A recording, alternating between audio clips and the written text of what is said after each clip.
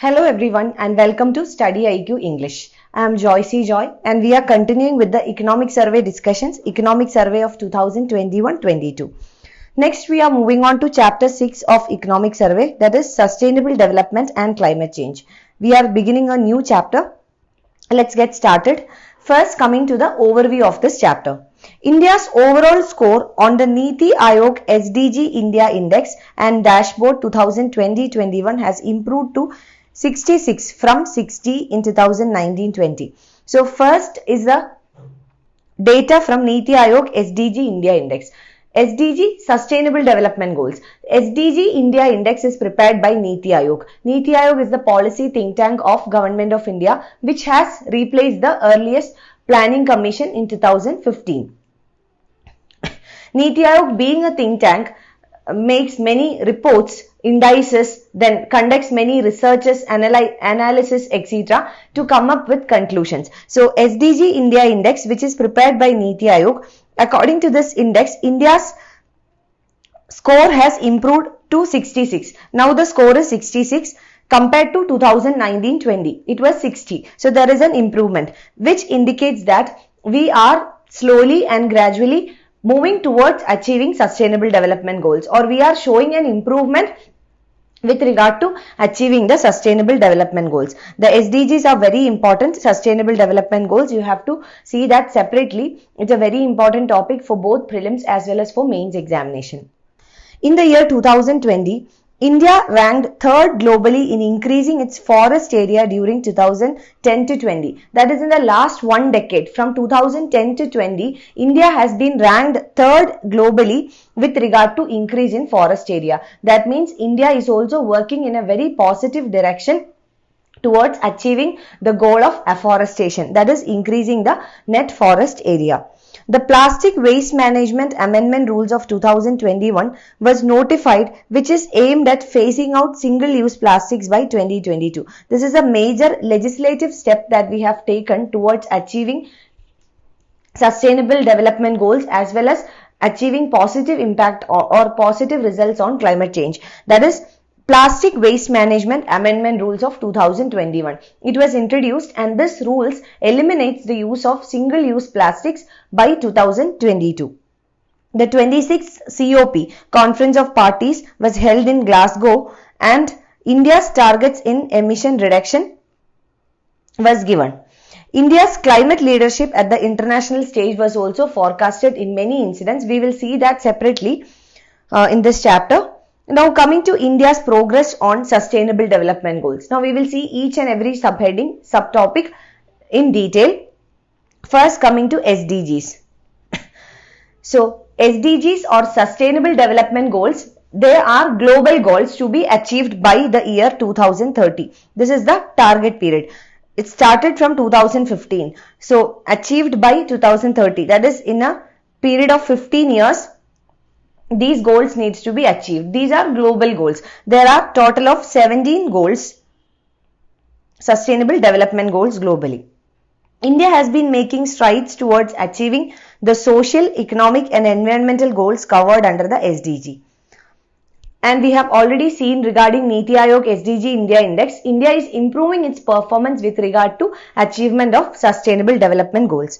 India's overall score on Niti Aayog SDG Index and Dashboard improved to 66 from 60, which we have already discussed.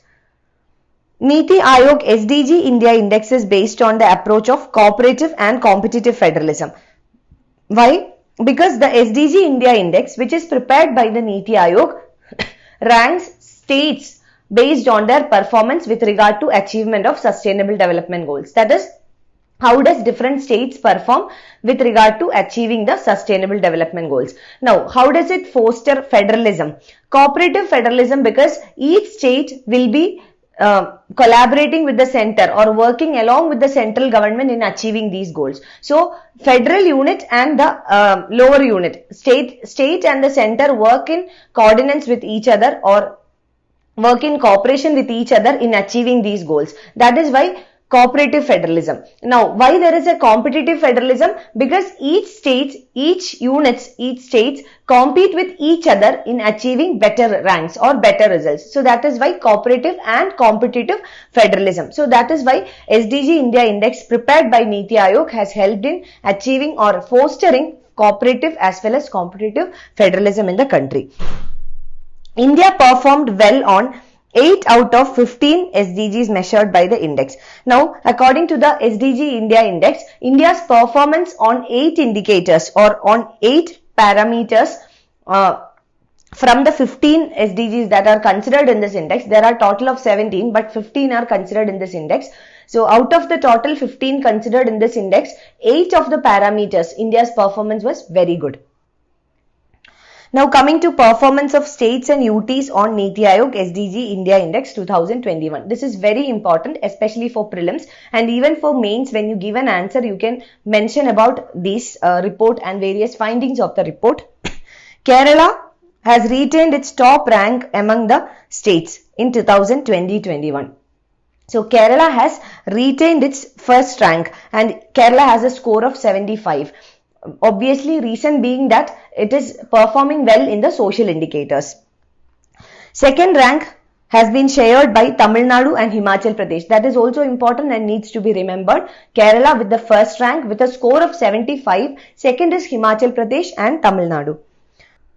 Now, fourth rank, Goa, Uttarakhand, Karnataka, Andhra Pradesh. So, these are the ranks of states, top performing states. Now, coming to the UTs, Union Territories, Chandigarh has a score of 79 and is the top UT. While Puducherry, Lakshadweep, Delhi has a score of 68 and ranked second. Now, from this what we understand is that if you compare the performance of states with that of Union Territories, you will see that in case of Union Territories, many of the Union Territories are performing above average. Even though there are exceptional cases of states where like Kerala or Tamil Nadu performing exceptionally well, we cannot say that all the states are having a very good performance. There are states with very low performance as well. But when it comes to Union Territories, more or less every Union Territory or most of the Union Territories are performing well. Coming to Northeastern region, a Northeastern region district SDG index 2021-22 was developed by Niti Aayog. All districts of Sikkim and Tripura fall in front runner category. So, best performing states are Sikkim and Tripura with all its districts performing well and included in the front runner category of this index. So, that is with regard to performance of Union Territories, states and also separately the Northeastern states. Now coming to the state of environment, regarding the land forest, Russia, Brazil, Canada, USA and China were the top 5 largest countries by forest area in 2020. This is important and very much relevant for your prelims examination. Russia, Brazil, Canada, USA and China. You should remember at least the names of top 5 countries. Remember that Russia is number 1. Second is Brazil. China is there in the top 5. These things needs to be remembered. India was the 10th largest country by forest area. So, rank of India is 10th. 10th largest area by forest coverage. Forests covered 24% of India's total geographical area, which means about 1/4. Around 1/4 of India's total geographical area is covered by forest. Forests covered 24% of India's total geographical area, accounting for 2% of world's total forest area in 2020. So, this 24% of total geographical area of India, it is 2% of the world's total forest area. It ranks 3rd globally in average annual net gain in forest area between 2010 to 20. That is, in the last one decade from 2010 to 20, India has been ranked 3rd globally with regard to its net additions in the forest coverage or increase in the forest area. These things are very, very important for prelims as well as for mains. Do remember this. I am discussing the most important things. There are no facts or nothing to skip from what we are learning here. They are all very important. So, do remember this. Now coming to the states with the largest forest cover. These are also important. Madhya Pradesh is the state with the largest forest cover. And this was a question asked in the 2019 UPSC Prelims examination. Now I hope you get the idea how UPSC frames questions. So these things are all very, very important. There is no scope for skipping all these things, and we are only discussing the most relevant things, so it's very important. States with the largest forest cover, Madhya Pradesh stands at the top. Second is Arunachal Pradesh. Third is Chhattisgarh. Fourth is Odisha, and then next is Maharashtra. So this is area wise. Okay. But if you look at the northeastern states, you will see that majority of the states, a majority of the land area is covered by forest. Now, why don't we say these northeastern states here with the largest forest cover? Because this is in terms of area. We know that northeastern states are very small states. So even though majority of the land is covered by forest, area wise they are not the topmost states. Now coming to percentage wise, that is, out of the total land, the percentage of forest cover, then the northeastern states are at the top ranks.